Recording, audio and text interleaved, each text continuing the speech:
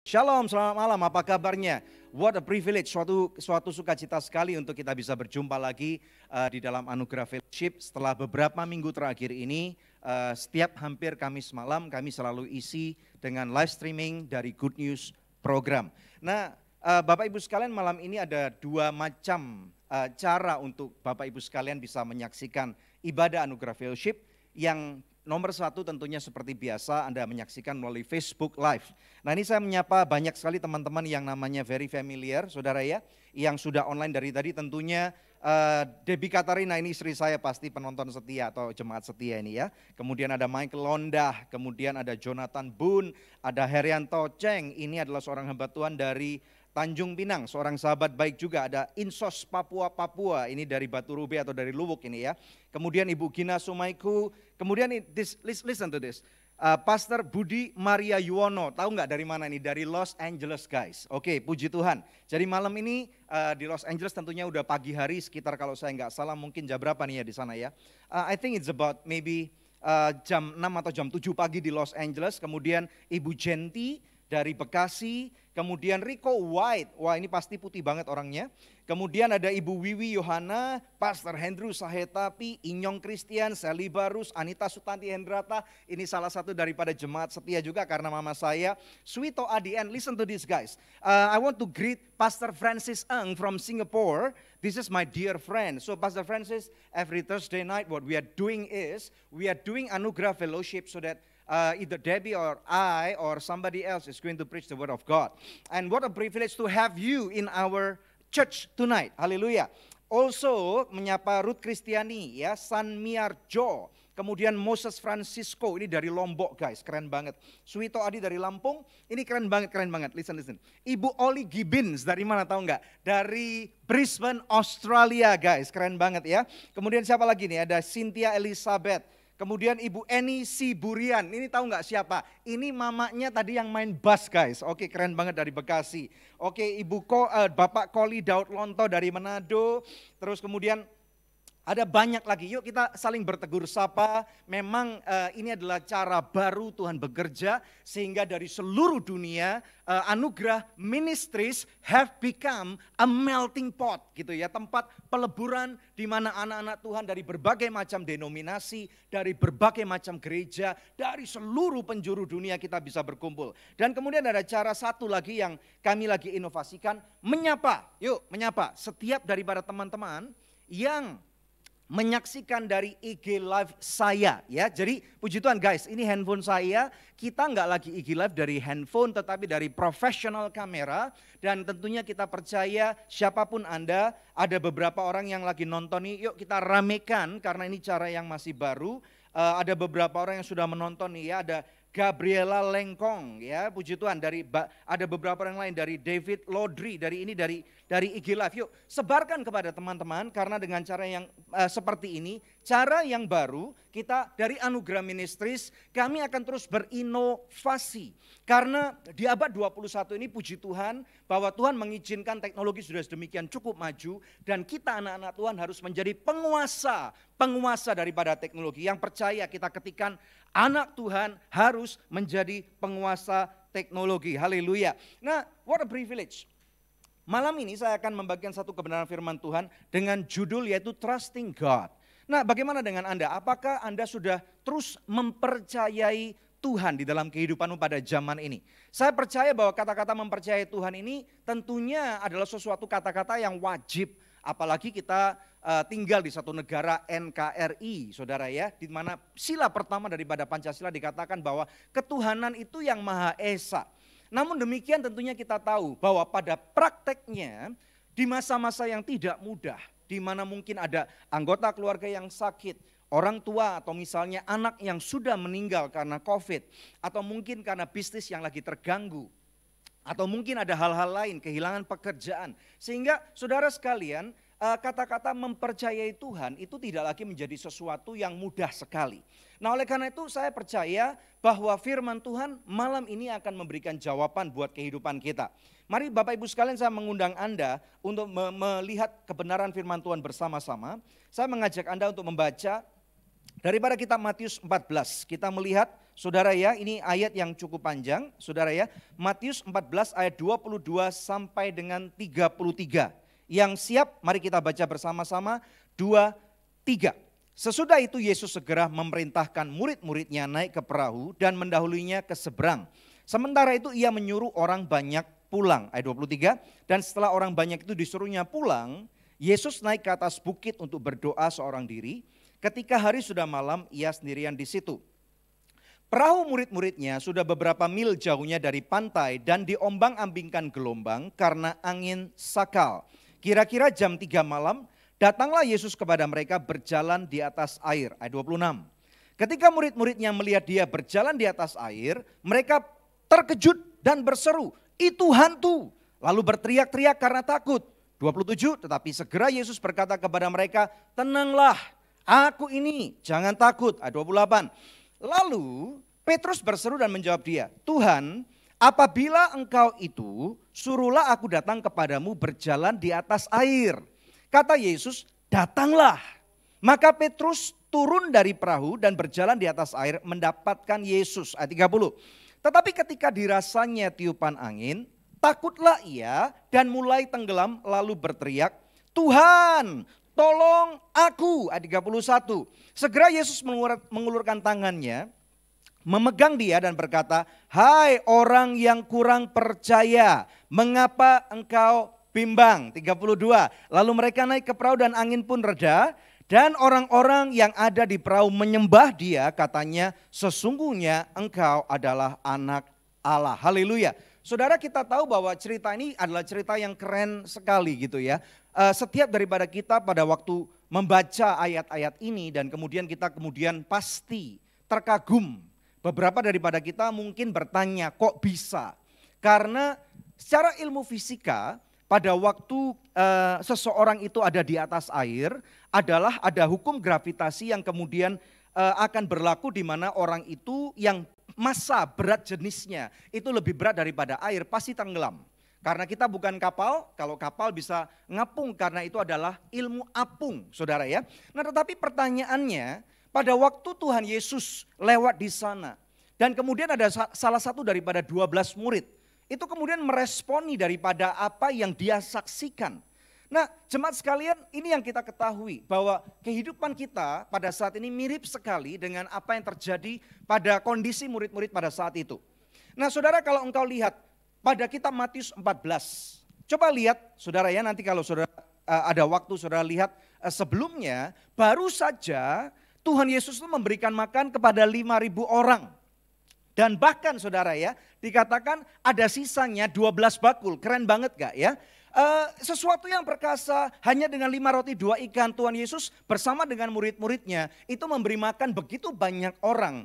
Pelayanan mereka begitu sukses, follower daripada Tuhan Yesus tiba-tiba nambah saudara ya. Tiba-tiba sore hari itu IG-nya Tuhan Yesus dapat centang biru guys ya, keren banget gitu.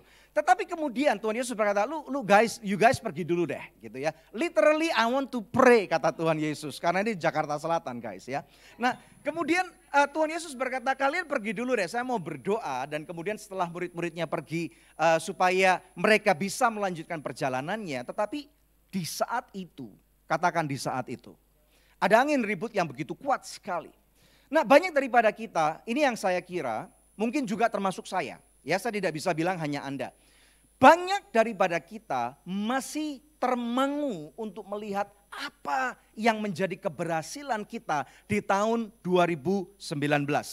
Betul enggak? Ayo. Saudara, waktunya kita untuk mengakui bahwa seringkali kita masih termenung. Kok bisa ya? Kok bisa ya? I wish I have done something. I wish I have saved money. I wish upon you wish upon one flu something yang nggak mungkin terjadi lagi. Saudara dan saya, kita nggak mungkin bisa kembali ke tahun 2019, saudara ya. Perlu untuk kita sadari bahwa sekarang kita ada di tahun 2020 gitu loh guys. Bahwa sekarang bahkan sudah masuk di pertengahan tahun guys, tanggal 2 Juli 2020. Enggak lama lagi ya, sekitar beberapa bulan ke depan kita pasti akan terus menjalani tahun ini. Dan ini yang terjadi guys, banyak daripada pergumulan permasalahan yang sangat berat yang tidak pernah manusia siapapun itu pernah alami gitu loh ya. Orang terhebat di muka bumi nggak pernah ngalami ini. Orang yang paling pintar, paling kaya, paling bodoh tidak pernah mengalami ini semua. Jadi ini yang terjadi. Banyak daripada kita wishing upon a star yang tidak mungkin terjadi. Makanya sekarang kita perlu belajar daripada apa yang firman Tuhan tegaskan. Lalu pertanyaannya, ada Tuhan Yesus di sana. Pertanyaan saya kepada kita semua, kepada saya dan kepada Anda. Lalu mengapa Petrus itu yang bisa berjalan di atas air dan dia menjadi satu-satunya manusia di sepanjang sisa atau sejarah kehidupan manusia. Enggak ada sebelumnya, enggak ada pada saat itu, enggak ada sesudahnya. Orang yang pernah bisa berjalan di atas air. Namanya cuma satu, Simon Petrus, dan yang kedua adalah Tuhan Yesus. Betul enggak? Lalu ada Tuhan Yesus di sana, tetapi kenapa Simon Petrus kemudian menjadi tenggelam?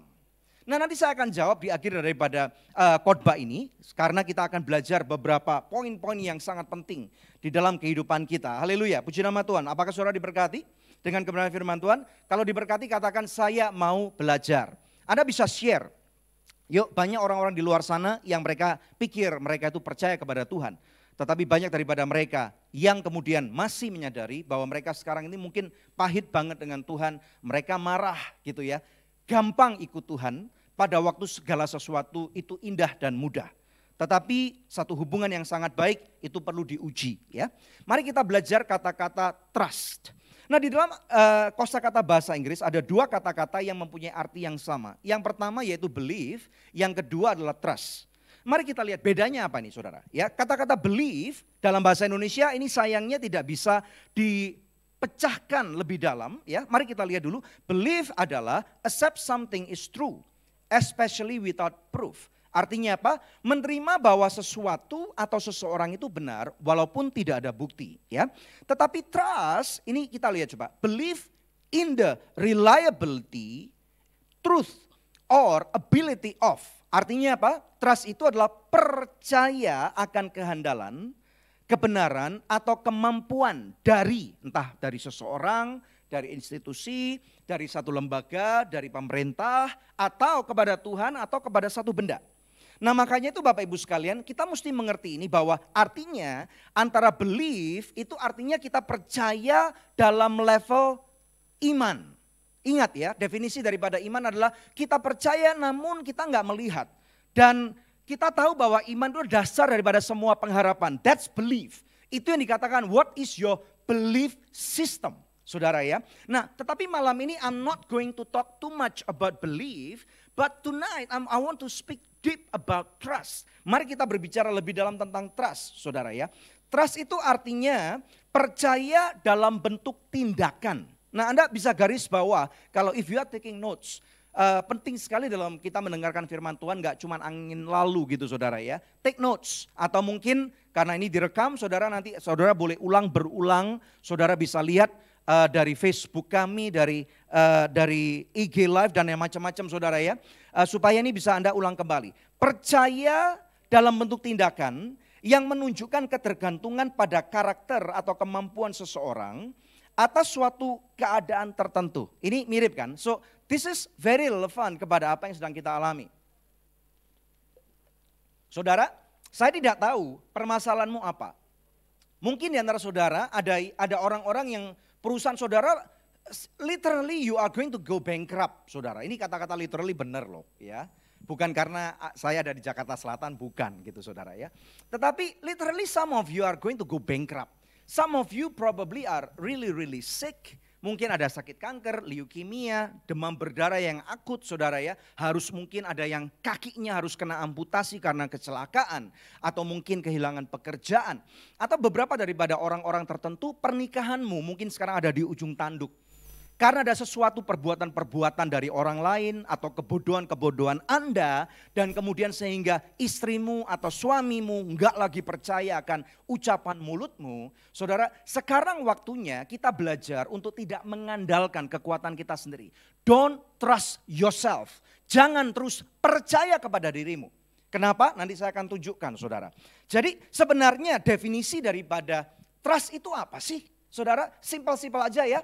Karena tadi apa yang dikatakan tentang belief and trust ini cukup panjang dan cukup istilahnya elaborate banget. I want to give you a very simple term that trust means faith in action. Katakan bersama dengan saya, faith in action. Katakan lagi, ketikan lagi, iman dalam perbuatan, itulah percaya, itulah trust. So let's talk about trust tonight, saudara ya. Ini adalah sesuatu berbicara tentang keputusan yang saudara dan saya harus ambil. Di tengah-tengah kondisi yang sangat tidak mudah, di tengah-tengah segala kondisi yang sangat sekali tidak menjanjikan. Mungkin saudara masih punya ban serep, saya nggak tahu tuh ya. Mungkin masih ada beberapa reserve yang kau punya.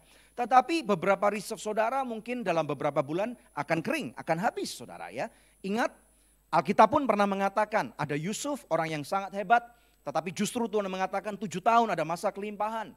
Saya nggak tahu saudara, apakah mungkin di tahun 2013 mungkin juga Tuhan sudah berbicara kepada banyak daripada kita.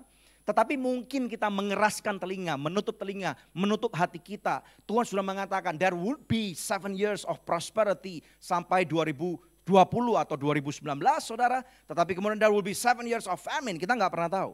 Saya sangat tidak berharap bahwa famine atau masa paceklik atau masa sukar akan terjadi 7 tahun sampai ke depan saudara. Tetapi mari kita lihat apa yang firman Tuhan katakan about faith in action. Buka bersama dengan saya dalam kitab Habakuk pasal yang ketiga, ayat 17 sampai dengan 19. Ini ayat keren banget saudara, keren banget.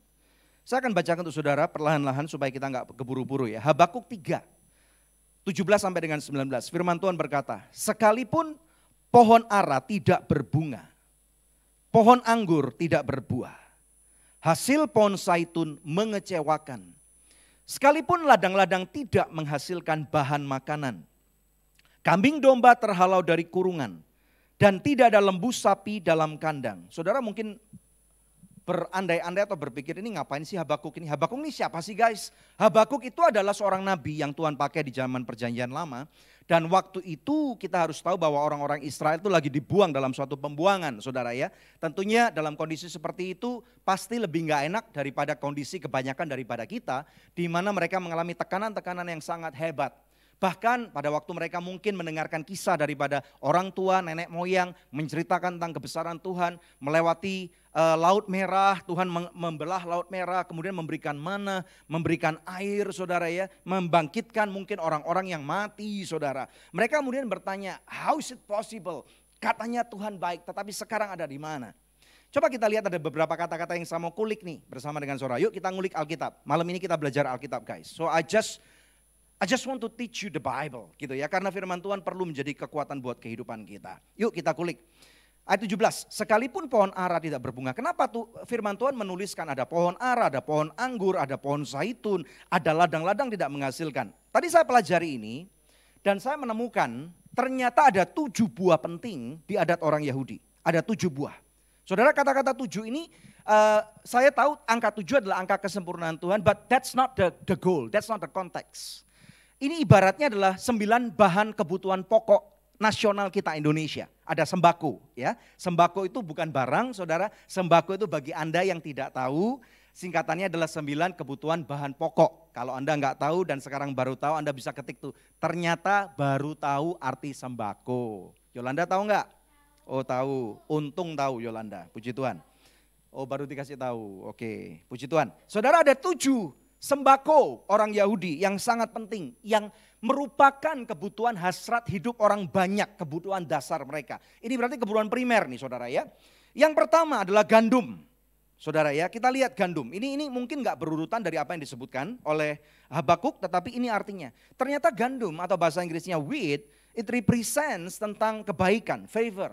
Berbicara tentang mercy, kemurahan saudara. Jadi pada waktu mereka menerima dan berdoa adanya panen gandum yang melimpah, itu mereka percaya bahwa Tuhan itu baik dan terus diberikan kemurahan.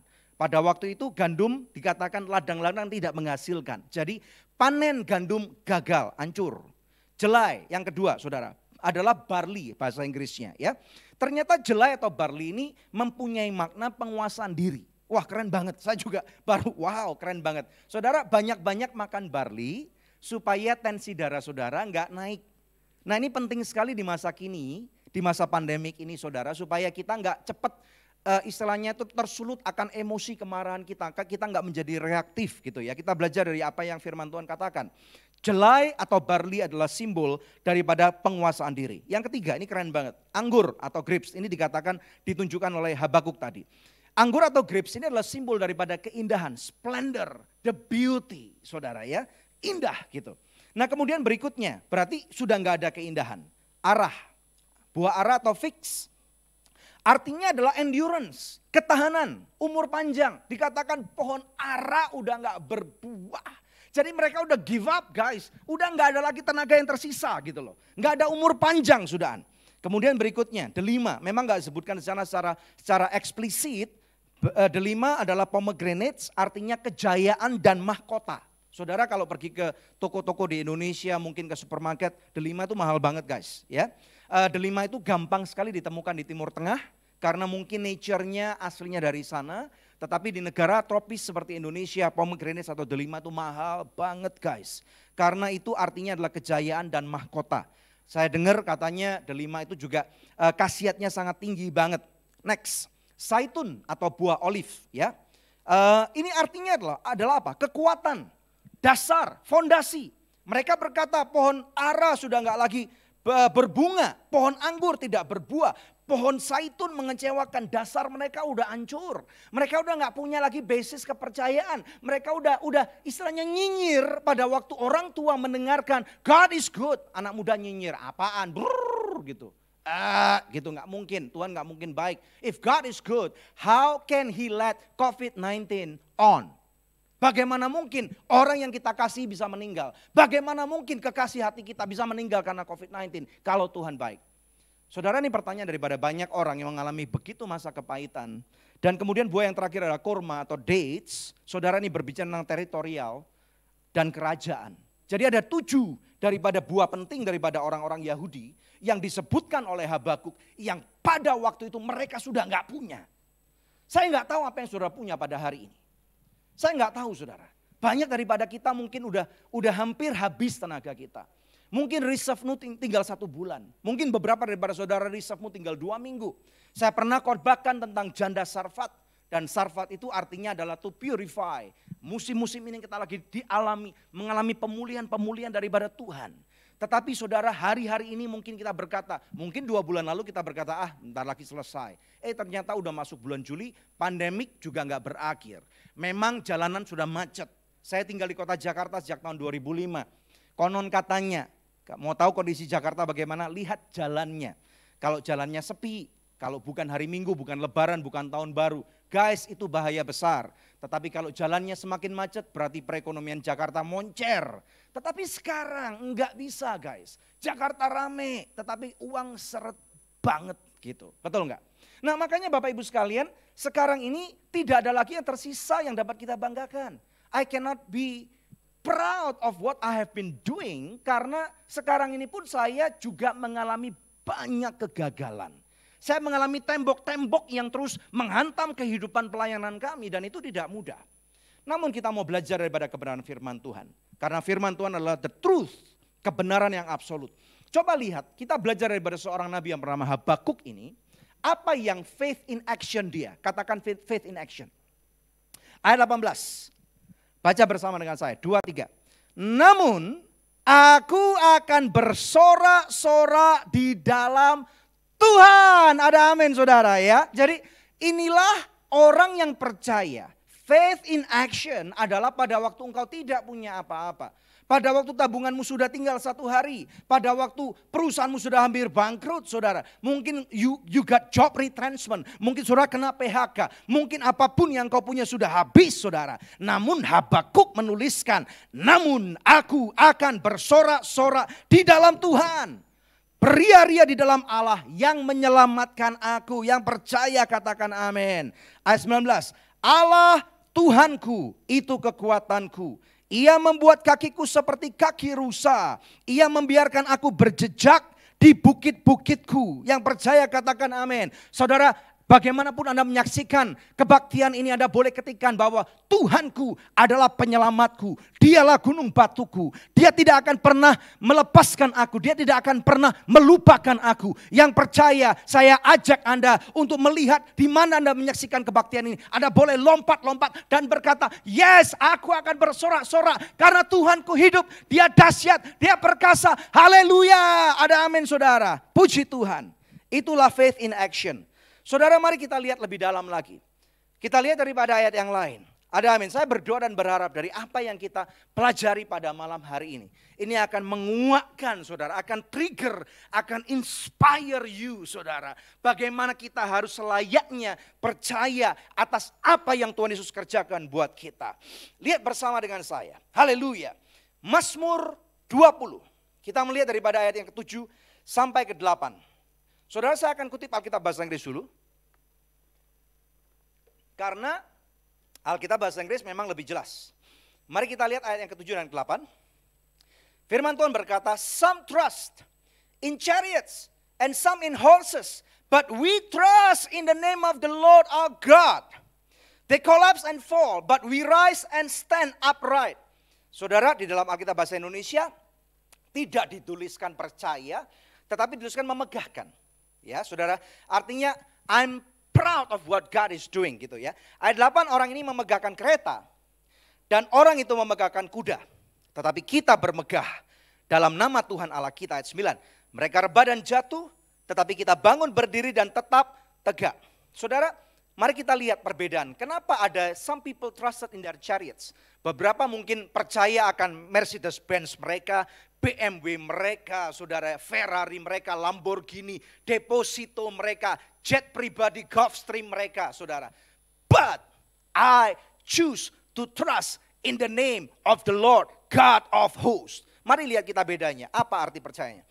Yang percaya, yang pertama, kata-kata trust atau percaya itu, artinya dalam bahasa Ibrani, bacaannya adalah aleleh. Saudara, aleleh. Artinya trust, bentuknya jamak. Jamak maksudnya bagaimana?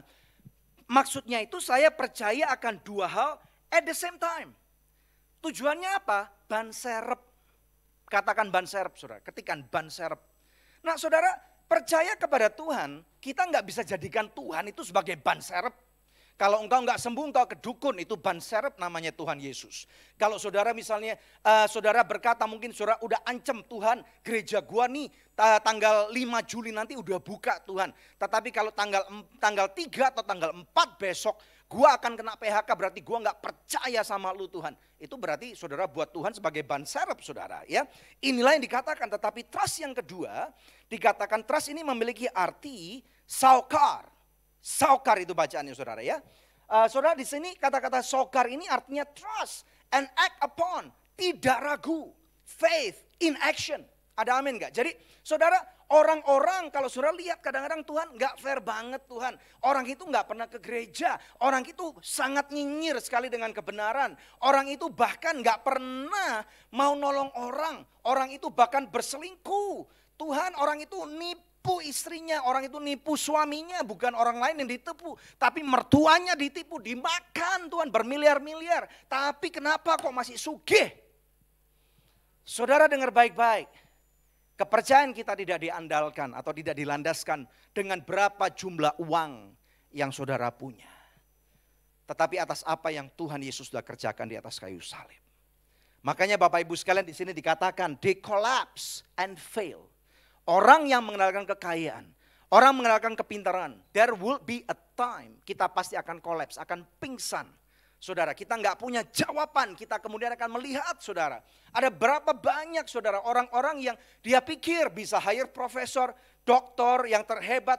Bisa mungkin saudara karena mungkin orang kaya nih saudara ya, mungkin nggak percaya dengan Tuhan. Kalau cuma pakai ventilator biasa nggak cool. Ventilatornya mungkin selangnya harus dilapisi emas, mati juga saudara. Sama aja gitu loh. Jadi artinya apa sih? Benda, substance itu tidak bisa kita banggakan. Betul enggak saudara? Tetapi marilah kita bermegah. Ini yang dikatakan oleh Alkitab Bahasa Indonesia. Now I understand kenapa Alkitab Bahasa Indonesia menggunakan kata-kata bermegah. bermegah di dalam Tuhan. Yang percaya katakan amin. Engkau yang mau bermegah dalam Tuhan, engkau ketik katakan Elai luar biasa bermegah di dalam Tuhan. Saudara katakan amin. Haleluya. Saudara, kita lihat satu ayat yang lain. Ini yang menjadi salah satu ayat favorit daripada saya dan Pastor Debbie, saudara. Kita lihat daripada Proverbs pasal yang ketiga. Amsal 3 ayat yang kelima.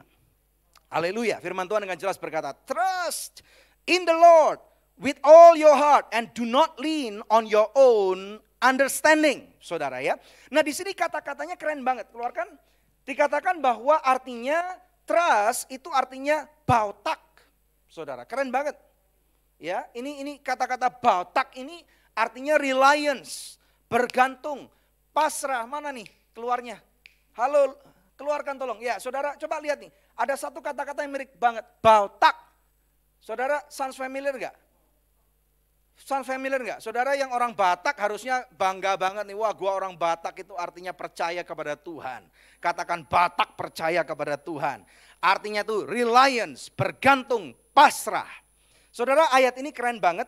Waktu saya tidak banyak, saudara, tetapi dengan saya kasih PR kepada saudara. Baca ulang berulang Amsal 3 ayat 5 sampai dengan 10. Dengan cepat saya akan baca buat saudara. Dikatakan caranya bagaimana saya reliance, saya pasrah kepada Tuhan, caranya bagaimana.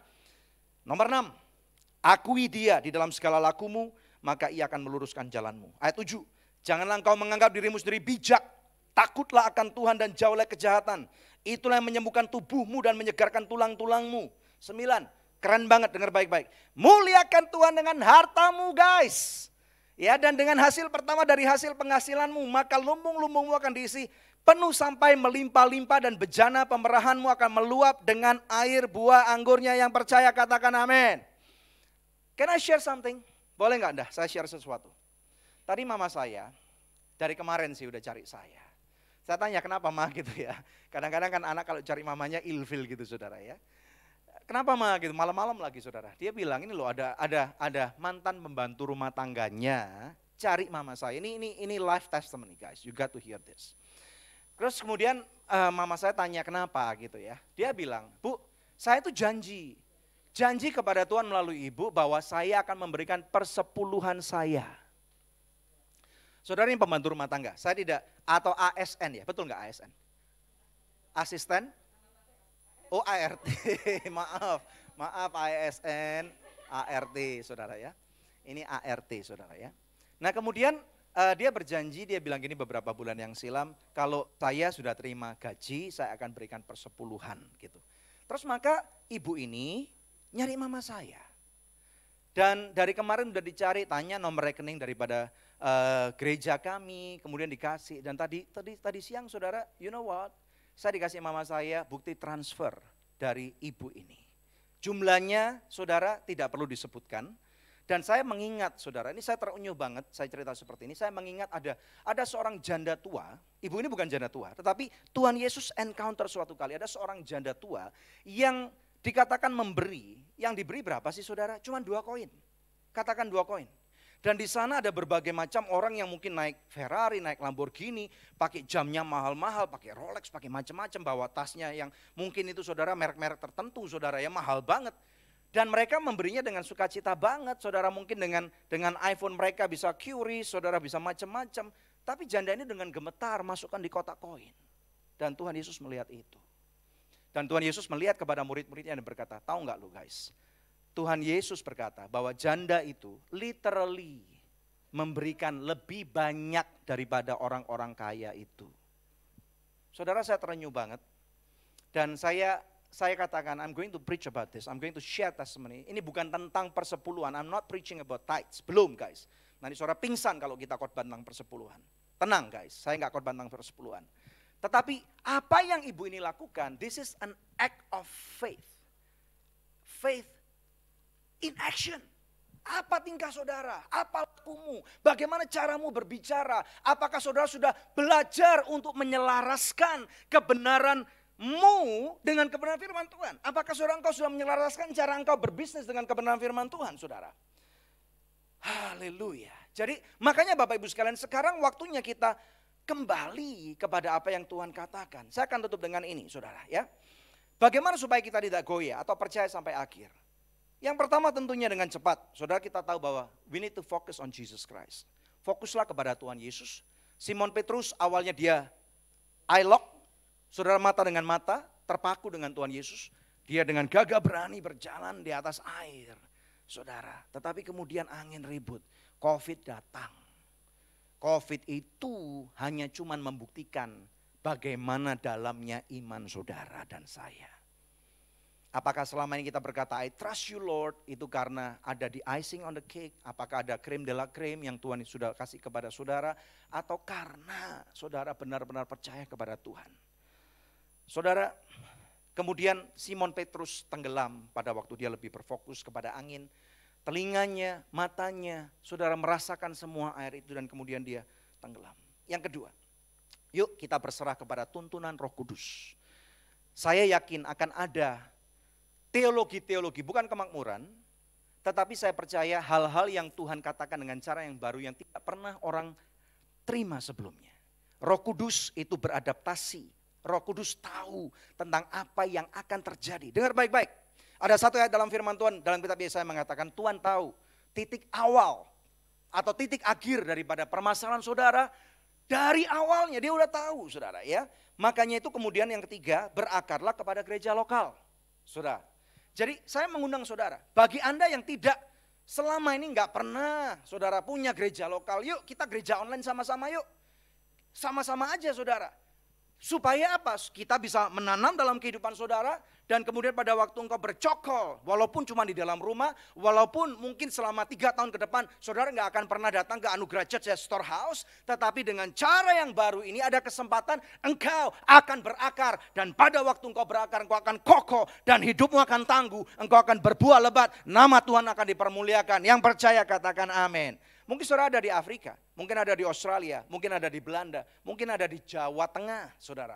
Mungkin ada di Banyumas, mungkin saudara ada di kota-kota apapun yang gak ada di peta, mungkin ada di Batu Rube.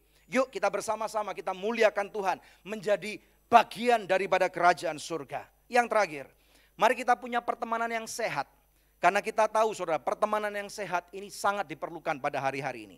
Bapak Ibu sekalian, kita tahu bahwa pertemanan kita itu harus mempermuliakan Tuhan. Makanya itu pada waktu kita masih punya kesempatan untuk cell group bareng dengan teman-teman gereja kita. Kita anugerah fellowshipan bareng, kita IG live-an bareng. Kita pilih konten-konten yang benar-benar berakar, bergantung kepada kebenaran firman Tuhan. Itu yang kita hidupi, itu yang kita lihat. Nggak asal kita ngelihat film, ngelihat IG live, nggak asal kita ngelihat macam-macam saudara. Pilih yang benar dan saya percaya when you make the right choice, saya percaya bahwa output saudara itu nggak akan kemudian mempermalukan kehidupan kita. Toh anyway Bapak Ibu sekalian, masih ingat kata-kata penutup? Mari saya undang tim pemuji untuk kembali ke tempatnya masing-masing.